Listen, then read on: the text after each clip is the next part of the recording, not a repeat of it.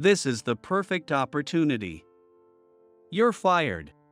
For a moment, I couldn't comprehend what had just been said to me. My boss, Thomas, who regularly called me incompetent. One day, Thomas accused a cleaning lady of stealing, and I stood up for her. She would never do such a thing. Do you have any proof? Ha? Are you seriously trusting some filthy cleaning lady over your colleague? No, that's not what I'm saying.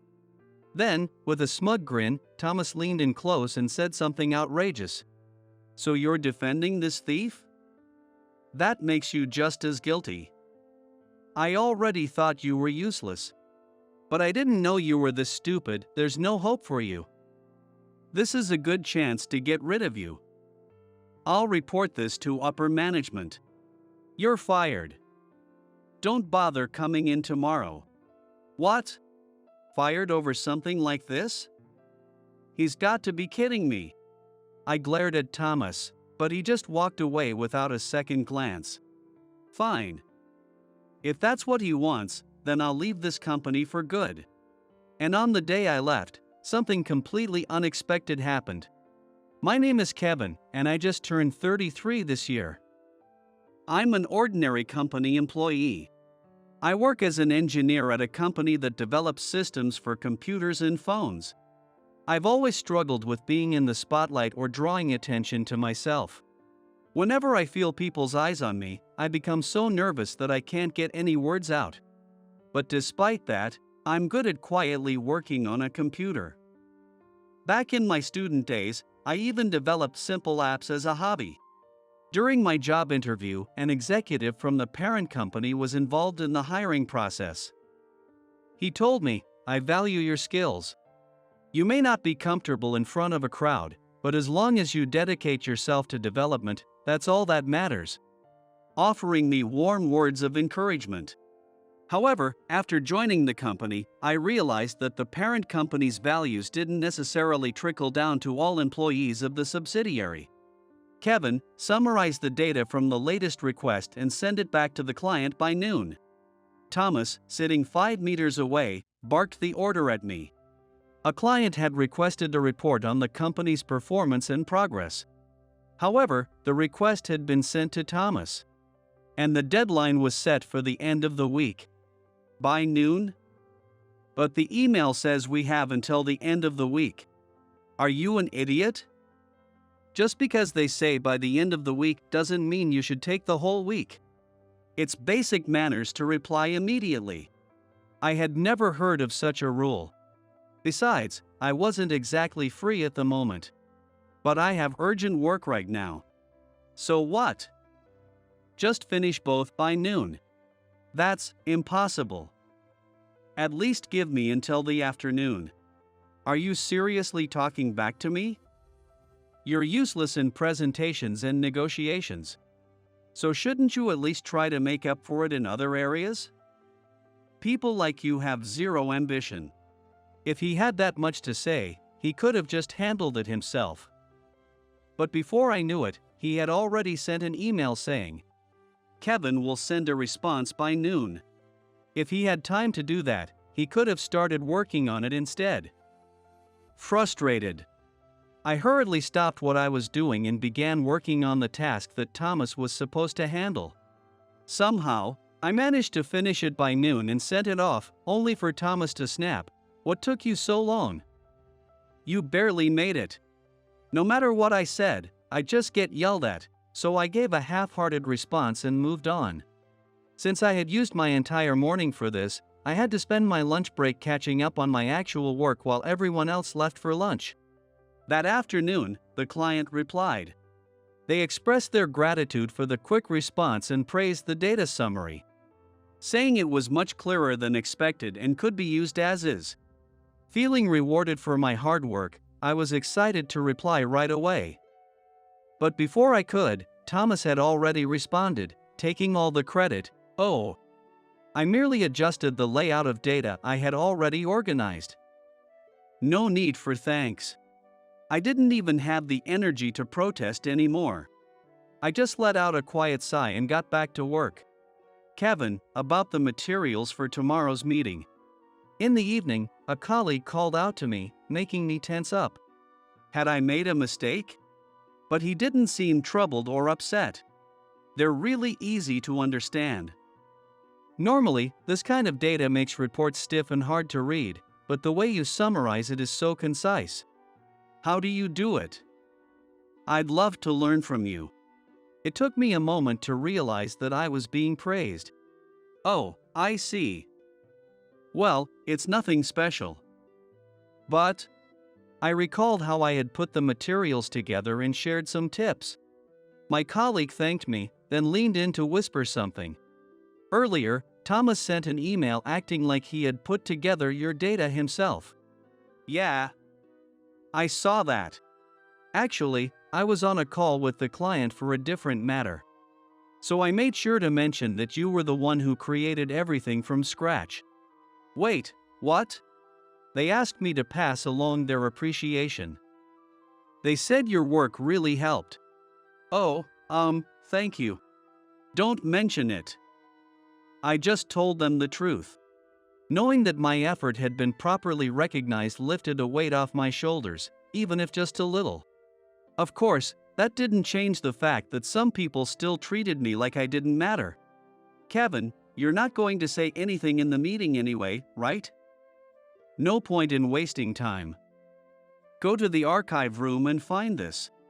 Thomas handed me a sheet of paper. It was a list of past products. He wanted me to retrieve a file detailing the development history and other specifics. It was true that I wasn't comfortable speaking up in meetings. But listening to discussions and understanding the company's direction was still important to me, not that Thomas would ever care about my opinion. I had no choice but to comply and headed to the archive room. After finding the required file, I stacked it onto a cart. As I was about to return to my seat, I couldn't help but notice how messy the other files were. Some were piled haphazardly, and others were upside down. Since the meeting was going to take a while, I decided to organize things a bit, but as I was tidying up, someone walked into the room. Oh, good afternoon. Good afternoon. It was the cleaning lady who had started working at the company last month.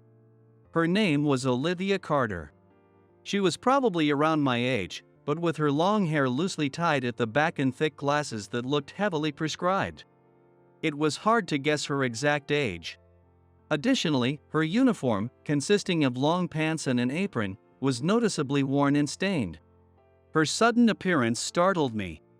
Since she had signed confidentiality agreements like the rest of us, she must have been allowed in the archive room. Oh, are you working? Sorry, I'll leave right away. No need to worry. Huh?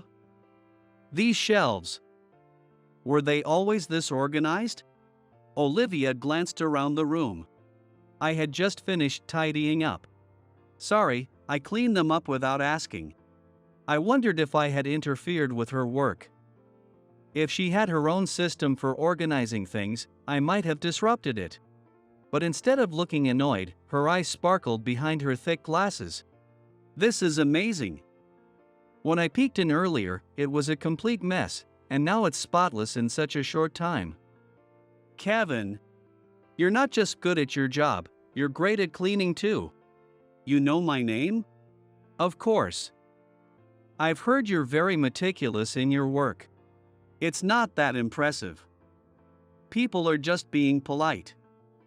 I mean, I'm constantly called incompetent. Who would say something like that?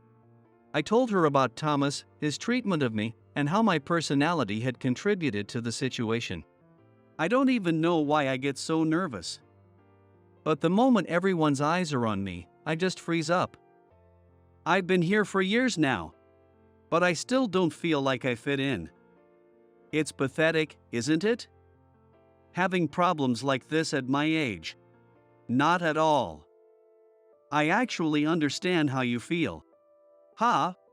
Oh, but this is about you, Kevin. Sorry for bringing myself into it. But judging from what I heard this morning, there are people who need you here. I hope so, but sometimes it just feels like empty politeness. No one asks for advice or brings you up in client conversations out of mere politeness. At least, I wouldn't. You think so? Absolutely. The fact that your reputation has even reached me proves it. Now that she mentioned it, maybe she was right. Getting carried away never leads to anything good. But maybe, just maybe, it was okay to have a little confidence. From that day on, I started talking to Olivia more often. Since our break times often overlapped, and we sometimes ran into each other after work, I had plenty of chances to see her. Whenever I was feeling down, she always managed to lift my spirits. One day, I found myself curious about Olivia's thick glasses. Having perfect eyesight, I had never worn glasses before. I had heard that for nearsighted people, the worse their vision, the thicker the lenses. Olivia, is your eyesight really bad? Huh? Oh, you mean these? She removed her glasses, but her bangs covered most of her face, making it hard to see her expression. Yeah. I think it's pretty bad. Want to try them on? She handed me her glasses, and I held them up to my eyes. Ah! The sudden shift in focus made me dizzy, as if the world had started spinning. Oops, sorry. That was probably too strong for you. Yeah. I couldn't see anything at all. Couldn't see anything. Olivia repeated my words, then suddenly seemed to have an idea. If you can't see, then people's stares wouldn't bother you, right? I mean, they wouldn't exist to you. That's true. These glasses are way too strong for you, but I might have an old pair from when I was younger that could work. The next day, she handed me a pair of glasses she had used back in school. They had a brown frame with thinner lenses. When I put them on, my vision became slightly blurry, but not to the point of dizziness. If you wear them too long, your eyesight might get worse, so just use them as a lucky charm when you really need them. I wasn't convinced that simply blocking my vision would change anything, but Olivia was genuinely trying to help me. So that alone made it worth a shot. A few days later, I had to explain my assigned system in an upcoming meeting. I always got so nervous that I stumbled over my words, and the pressure of everyone's stares only made it worse. In the end, I usually gave up and said, I'll send a follow-up email with the materials and explanation later. That, of course, would lead to Thomas mocking me. Only an idiot would make more work for themselves. You really are useless. Everyone in the room probably expected today's meeting to go the same way. I put on Olivia's glasses. When I lifted my head, everything was blurry. I could sense people around me, but I couldn't make out their faces or where exactly they were. If I couldn't see them, it was as if they weren't there at all. It felt just like practicing my presentation alone. This prototype was developed based on the requested concept. I can speak. My words aren't getting stuck. I wasn't nervous at all. In fact, I felt just as relaxed as when I was alone. The only downside was that I couldn't see my own presentation materials. But I knew my system and documents by heart. I didn't need to read from notes. And I couldn't see people's reactions either. But honestly, in that moment, I didn't care. I was too overwhelmed by the realization that I could finally present without fear. All I wanted was to express my thoughts and share my work. I spoke with all my heart, directing my words to the faceless figures before me. When I finished my presentation, I never expected what came next. Applause. Kevin. What happened to you? You actually pulled off a presentation. You didn't stutter, you didn't freeze up, and most importantly, your explanation was really easy to follow. Well, of course. Kevin's reports are always so clear. Having him explain them himself is like giving a lion sharper claws. My colleagues showered me with praise. I had just experienced the full effect of Olivia's glasses. Just by not seeing the people watching me, my entire world changed. It was all about mindset. Overwhelmed with surprise and accomplishment, I thought to myself, I have to thank Olivia later. Eager to share my excitement, I went looking for her. I found Olivia cleaning the floor near the supply shelves. Olivia! Kevin? Why are you in such a hurry? You were absolutely right. Just not being able to see people watching me made such a huge difference. Thank you so much. I only gave you some advice. This was your own ability all along. If you hadn't pointed it out, I would have never realized it myself. Please, let me thank you properly. It wasn't anything that major, but if you insist, I'll take you up on that offer. As I sorted through supplies that had been dumped onto me, Olivia cleaned around the shelves. Normally, I would have sighed in frustration while doing this kind of work, but chatting with her made the time fly by. However, someone was watching us from a distance. The next morning, when I arrived at the office, I noticed a commotion at the center of the room. A crowd had gathered, and the atmosphere felt tense and chaotic. What's going on? I was casually wondering if maybe a stray cat had wandered in, but the moment I saw what was happening at the center of the crowd, the blood drained from my face. Just admit it already.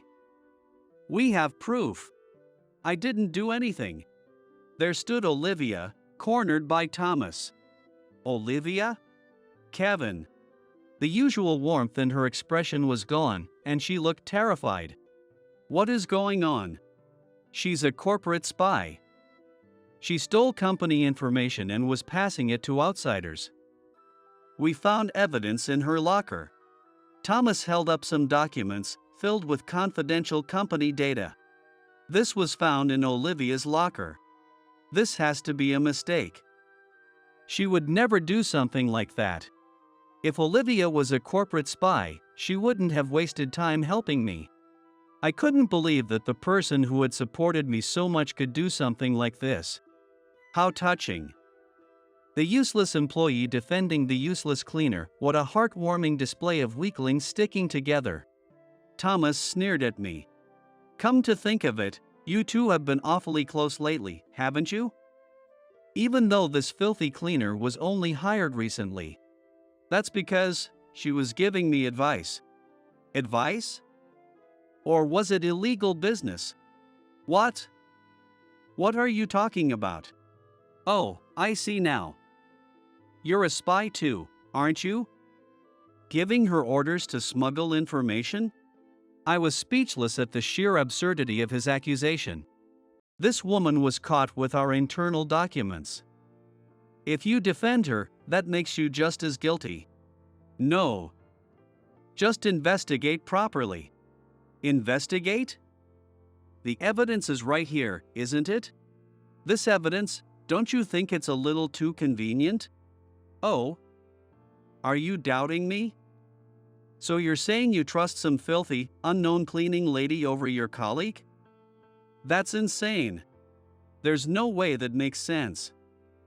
So, you're in on it too, huh? No matter what I said, it was clear. Thomas had already decided to pin this on Olivia. I don't care what you say, Olivia is innocent. I believe in her. Oh? So you're going to stick your neck out for her? Well, that just makes things easier.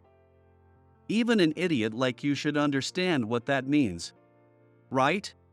Thomas smirked as he slowly stepped toward me. Kevin, it's enough. If I leave, that will be the end of it. Olivia looked at me with fearful eyes. Was this really okay? Was this? No, this was completely wrong. My decision hasn't changed. Thomas smirked triumphantly. I'm reporting this to upper management. Kevin, you're fired. Anyone who defends a spy is an enemy of the company. I went out of my way to look after you, and this is how you repay me? You've been useless until the very end. I wanted to tell him that I never once felt like he had looked after me, but at this point, I just didn't care anymore. Being fired should have been shocking, but strangely, I felt nothing. Without hesitation, I nodded and started packing up my desk. Kevin, are you really okay with this? Olivia looked bewildered by my reaction.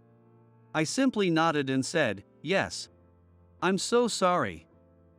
you got dragged into this because of me. If anything, I'm grateful for the opportunity. I was reaching my limit working under Thomas anyway.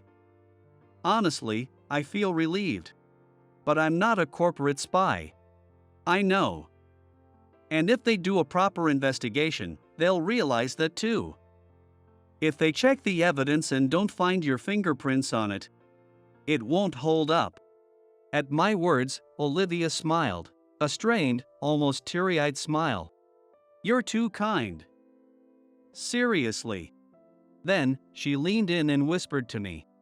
About that thank you gift we talked about yesterday, can I ask for it now? Ha! She looked up at me with a playful smile. Since there was no solid proof that Olivia and I were corporate spies, I still had the right to use my remaining paid leave. So, while I was using up my remaining paid leave, I received a phone call one day. I checked the number, it was from the company. There was nothing left to talk about. If they needed me for any formalities, I could deal with them on my last day, so I ignored the call. Then, a few days later, when I went in for my final paperwork, the office was in complete chaos like I had never seen before. Did something happen? Even though it was no longer my concern, I asked a nearby colleague, who looked visibly troubled. Well, a lot of things happened, actually. By the way, do you have copies of the materials you made in the past? Ha!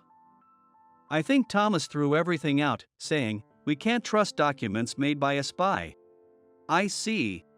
Is something wrong? I noticed dark circles under the employee's eyes. Looking around, I realized everyone else seemed equally exhausted. Kevin. Thank goodness you're here. As soon as my presence was noticed, colleagues swarmed around me. I had no idea what was happening until someone finally explained. Since I had trouble attending presentations and briefings, I was often assigned to create the materials instead. That included everything from systems I personally developed to projects tackled by the whole team. After I left, other colleagues naturally took over creating the presentation materials and delivering the presentations. However, clients repeatedly criticized them for being unclear, lacking supporting evidence, and failing to highlight key points. As a result, in just a few weeks, the company lost credibility, and contract cancellations kept piling up. The total losses were estimated to be around $100 million. That figure was so absurd that I could hardly believe it. Even if my materials had been well received, the employees here were professionals. Many of them had been with the company far longer than me. I couldn't imagine them producing materials so poorly written that they would cause this much damage. When I voiced this thought, everyone fell silent, looking uncomfortable. Then, after a brief hesitation, someone muttered quietly. The replacement materials for Kevin were all made by Thomas. What? Firing me had been easy enough, but as expected, they still had no actual proof of their accusations. Of course, they didn't. Olivia and I were innocent. After being reprimanded by the executives for failing to produce solid evidence, Thomas had been ordered to take over all of my work until my supposed involvement as a corporate spy was confirmed. Until now, he had dumped all the report writing on me and left the actual presentations to other employees. He had only ever stood in the background, giving instructions and watching from a distance. Since he had barely been involved in development, he ended up spending excessive time creating materials filled with vague and unsubstantiated data. And that was what led to the company's current crisis. Now, everyone was scrambling to salvage contracts and deal with the fallout. Kevin. The familiar sound of someone yelling my name after days of peace made the surrounding colleagues shrink back. Just like everyone else, Thomas had dark circles under his eyes as he stomped toward me. I called you so many times. Why didn't you answer? Well, I was fired, wasn't I? There's no reason for you to need me anymore. Of course, I need you. Redo every single material you've ever made. What was he even saying? His selfish demand left me completely speechless. You were the one who threw them away, weren't you? So what? Just make them again. You really think someone as incompetent as me can do that? I put extra emphasis on the word incompetent. More and more people started gathering around us. The growing number of eyes on me made a cold sweat run down my back. This wasn't even a presentation, yet I could still feel the weight of everyone's stares. Maybe I should just ignore him, finish my resignation paperwork, and leave. Just as I had that thought, someone stepped forward, pushing past Thomas. It was the president, Mr. Taylor. Kevin, I'd like to personally ask for your help. Mr. Taylor. It seems he is incapable of handling work the way you did. On top of that, the accusations against you are starting to seem unfounded. I know it's a selfish request, but would you consider coming back? Our company needs you. He had told me something similar in my initial job interview. But it was a lie. Sorry, but I've already secured another job. I'm just here today to finalize my resignation. After everything we've done to ask you back, how can you act so indifferent? Thomas had the audacity to act like he was the one being wronged. At that moment, a sharp, composed voice rang through the office. Oh my, after falsely accusing him and forcing him out of the company. You have the nerve to say, how can you act like that? I believe that statement applies to you instead. Everyone turned toward the voice. There stood a stunning woman with sleek, long hair, neatly tucked behind her ears, revealing her elegant features. She exuded confidence, clad in a sharp gray suit, her commanding presence overwhelming the entire room. Who are you? Outsiders aren't allowed in here. Thomas snapped at her, but Mr. Taylor quickly turned pale and bowed his head toward her in a panic. Thomas, how dare you? This is the Vice President, Ms. King. Vice President. Ms. King? The entire office erupted in murmurs. About half the employees seemed to recognize the name, while the other half were in shock. That's right. She's the next president of Blossom Systems. You mean to tell me you didn't know? Blossom Systems is the parent company. And Thomas had just called their future president an outsider. Yet, he showed no sign of apologizing. So, what brings Ms. King here? Kevin will be working with us from now on. His support skills and technical expertise are outstanding. Yes, my new job was at the parent company. Mr. Taylor and Thomas both widened their eyes in shock. That incompetent fool is actually useful? Someone who can't even give a presentation in front of others. Oh. Are you aware that different people have different strengths and weaknesses? I'm interested in his technical skills. He may not excel in public speaking, but if he dedicates himself to development, that's more than enough. Those were the exact words I had once heard during my job interview. She was one of my interviewers. I had only met her once, so I didn't remember her face or name, but she had remembered me. That's not the point. He's a corporate spy. Oh, you mean the fabricated accusation you tried to pin on me? At that moment, Ms. King put on a pair of glasses and tied her hair back in a ponytail. Thomas's voice trembled as he stared at her.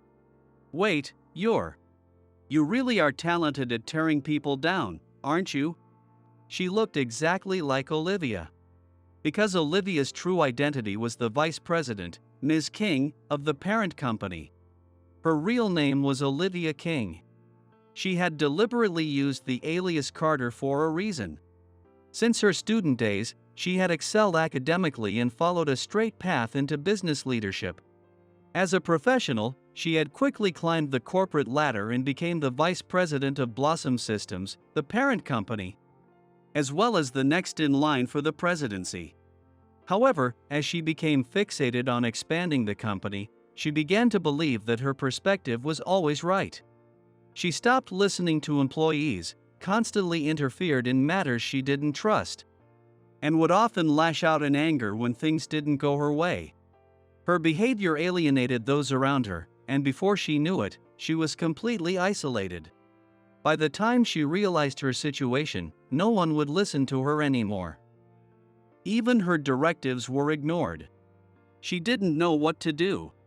She didn't know what to believe. At that point, the current president, her father, advised her to broaden her perspective. And so, she chose an entirely different world by working as a cleaner at a subsidiary company. To gain a more objective view of both the employees and the company as a whole, she decided to work in a completely different field. Since it was a subsidiary, arranging the transfer was simple. To ensure her identity remained hidden, she used an alias and observed everything around her. She saw people who wielded authority arrogantly, those who couldn't voice their opinions and simply followed orders. Those who worked hard despite their circumstances, those who dragged others down to elevate themselves, and those who actively strived to change themselves. As she observed many different people and environments, she gradually came to realize just how arrogant she had been and what kind of leader she should have been. Kevin's determination to improve his circumstances, along with his humility despite his abilities, those are qualities I lack. And of course, he is highly skilled. I need him. Then there's even more reason not to let him go. Kevin, you belong here. What do you think you'll accomplish at the parent company?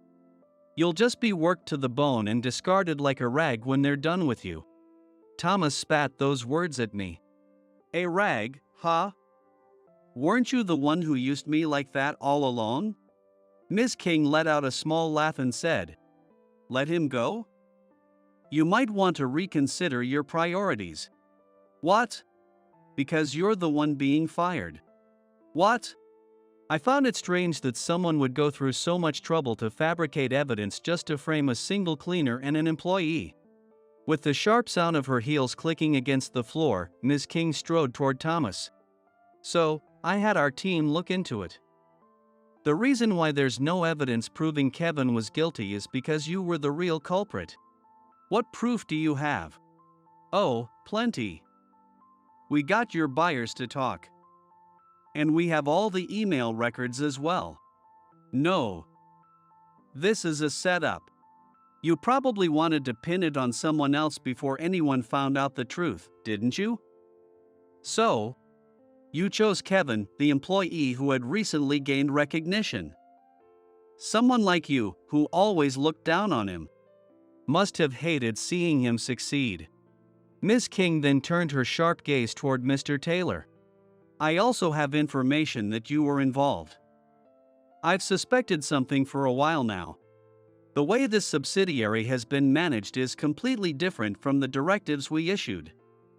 It seems that while you were busy lining your pockets, things were heading in the wrong direction. Mr. Taylor's face turned pale, and he patted Thomas on the shoulder. This is all a setup. Someone is trying to frame us. Yeah. We would never do something like this. Right, Kevin? Tell them. We've been good bosses, and there was no fraud. Besides, how credible is their so-called evidence anyway? She respects you, so if you speak up for us, we can clear our names. He then lowered his voice, whispering a clear threat warning me of the consequences if I said anything unfavorable. All eyes were on me. At this critical moment, everyone was waiting for my response. A wave of dizziness hit me. My chest tightened. But then I remembered I had my good luck charm for moments like this. I reached into my bag and grasped the glasses hidden inside. If I put them on and blurred everyone out. What's wrong, Kevin? Kevin, answer me. I clenched my fist tightly. No. If I did that, I would be falling back into my old habits. I made up my mind to stand up for the people who had believed in me, and with that resolve in my heart, I turned to face everyone. There is evidence. I released my grip on the glasses and pulled out my phone. Displayed on the screen were emails showing Thomas and Mr. Taylor conspiring to falsify invoices, along with graphs showing financial discrepancies. These were all documents I had used in my materials. I had always found something odd about them, but I never imagined they were covering up illegal transactions. Ms. King had asked me to recall past data, and on the day I was fired, I had handed everything over to her. The financial reports from July 2 years ago and last year's statements. Based on this data, fraudulent transactions clearly took place. Additionally, we have testimony from a business partner. They had no idea they were involved in an illicit deal, and they were furious when they found out. I had said it. Without wearing the glasses, I had faced them directly and spoken. It's time to give up, don't you think? Mr. Taylor and Thomas hung their heads in defeat. And so, their wrongdoing was exposed to all employees, and later, their fraudulent activities were reported in the news. Naturally, they weren't just fired, it became a criminal case. A new representative was appointed, and the company began an internal transformation. Leading the effort was Ms. King. With her strong sense of responsibility, she pledged to oversee the subsidiary's recovery until it could operate independently again. As for me, I began a new chapter in my life as her secretary. Sometimes, I would accidentally call her Olivia and quickly correct myself. If it's so hard for you, you can call me by my first name. What? That would sound way too personal, like we were a couple. Noticing my reaction, she gave a playful wink. But only when we're outside the office. So, that's how it was. With her glasses gone and now wearing contact lenses, her beauty was striking. She had kept her face hidden with glasses and her hair to maintain her disguise. But honestly, I found both versions of her equally captivating. Otherwise, I wouldn't have looked forward to our conversations as much as I did. I still keep my lucky glasses in my bag to this day. But I don't need them anymore. Even when I clearly see people around me and feel their gaze, I no longer hesitate. The reason I still carry them is to remind myself of the moment I overcame my biggest fear. Challenges and setbacks will continue to follow me throughout my life. But after overcoming a situation like that, I feel like there's nothing left to fear. Someday, I want to be the one to give others the same courage I gained. To do that, I want to become someone who can face adversity head-on,